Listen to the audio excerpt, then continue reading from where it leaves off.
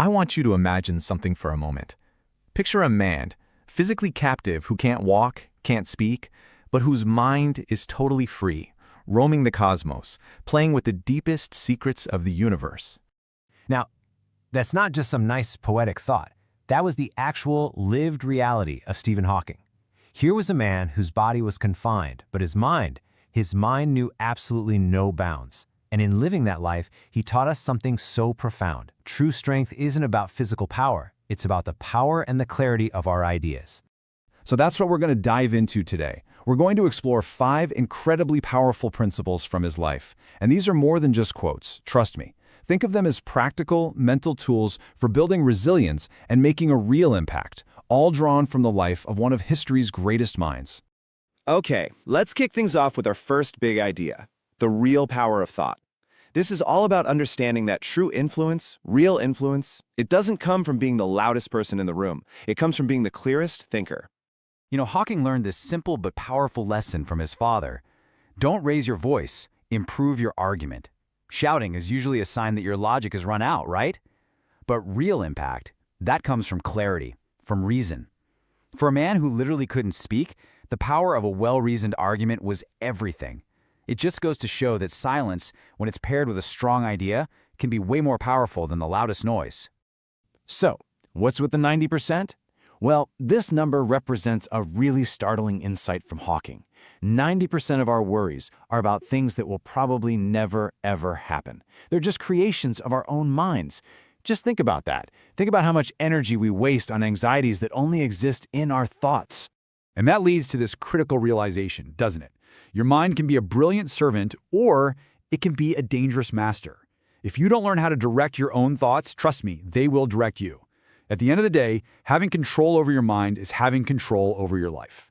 This whole idea of mental control just flows perfectly into our second point, the strength of character. This is about that unshakable inner foundation that's left when everything else, including your physical abilities, is stripped away. So what does it mean to build a strong character? Well, it means having the courage to follow the truth, even if you have to walk that path all by yourself. It's about developing the empathy to see the pain hiding behind a smile, the integrity to build trust with your actions, not just your words, and the wisdom to know that what's inside is what truly, truly matters. And this quote right here, it just gets to the absolute heart of it. A person's appearance is temporary, it fades. But the quality of your character, the quality of your heart, that's what really defines you. It's the one thing that actually lasts. So the big question is, how do you even build that kind of character? Well, the answer isn't comfort, it's hardship. The challenges we face aren't there to break us. They're there to reveal our strength and to build it. You have to remember, mistakes are not failures. They are literally just proof that you are trying. Seriously, anyone who never makes a mistake probably isn't doing much of anything. So next time you have to start over after a setback, remember, you are not starting from scratch. You're starting from a place of valuable, hard-won experience. It's this idea that every single difficulty holds a hidden opportunity. The storms of life, sometimes they show up just to clear a path for something new. What feels like it's breaking you might actually be the very thing that makes you stronger, but only if you're willing to look for the lesson inside it. Okay, so once you start building this inner strength, it naturally changes how you deal with other people. And that brings us to our fourth point, the art of dealing with people, which is all about leadership, forgiveness, and setting healthy boundaries. You know that old saying, right? You can lead a horse to water, but you can't make it drink. A true leader understands this deep down. They don't force or command, they inspire. They win hearts, not arguments.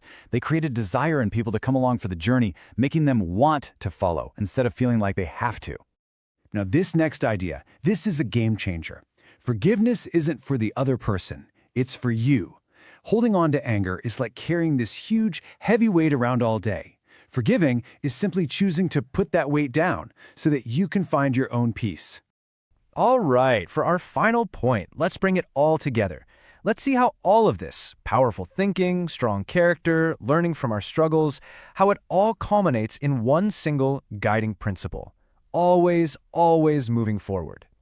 So here's the bottom line. Life is always teaching us something, which means we have to always be learning. But here's the catch. Real learning, it requires failure. There is no growth without it. Fearing failure is the same as fearing learning. And if we don't learn, we can't change. We just stay stuck. And this is such a practical part of moving forward. You see, sometimes wisdom isn't about trying to fix a broken situation. It's about having the clarity to recognize you're in the wrong story to begin with. Having the courage to leave a story that isn't right for you is a massive act of self-awareness, and it's a critical step in your own growth. So, we started all of this by saying that sometimes just one single sentence can be enough to change your entire perspective. After walking through these incredible ideas from Stephen Hawking, the real question isn't just, what have you learned? It's which single piece of wisdom are you going to choose to carry forward? Which one of these ideas is going to be the one that reshapes your own life?